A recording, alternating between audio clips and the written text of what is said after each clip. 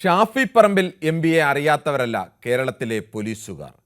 അപ്പോൾ ഷാഫിയെ തല്ലിയത് അറിഞ്ഞുകൊണ്ടാണെന്ന് വ്യക്തമാണ്.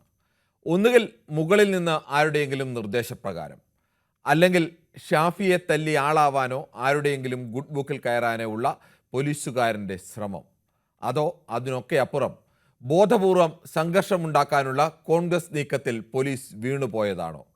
ചോദ്യങ്ങളും സംശയങ്ങളും പലതാണ്. മൂക്കിൽ നിന്ന് ചോരയൊലിപ്പിച്ചു മാധ്യമങ്ങൾക്ക് മുന്നിൽ വന്നിട്ടും പോലീസ് ലാത്തിച്ചാർജ് നടത്തിയിട്ടില്ലെന്ന വാദത്തിലായിരുന്നു. അടികിട്ടി ചോര വന്നതല്ല, മൂക്കു തുടച്ച തുണിയിൽ പുരട്ടിയിരുന്ന മഷിയാണ് ചോരയെന്ന് പറഞ്ഞ് പ്രചരിപ്പിച്ചത് എന്ന് തുടങ്ങി ന്യായീകരണങ്ങളും വന്നിരുന്നു. ഷാഫിയുടെ ഷോ ആണെന്ന് കാണിച്ച് അതിന് വിശ്വാസ്യത തോന്നിക്കുന്ന ചില ദൃശ്യങ്ങളും പ്രചരിപ്പിച്ചു.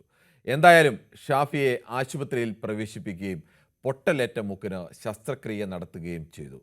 ശബരിമല സ്വർണ്ണമോഷണത്തിൽ നിന്ന് ശ്രദ്ധ തിരിക്കാനാണ് ഷാഫിക്കെതിരായ ആക്രമണമെന്നാണ് കോൺഗ്രസിൻ്റെ ആരോപണം.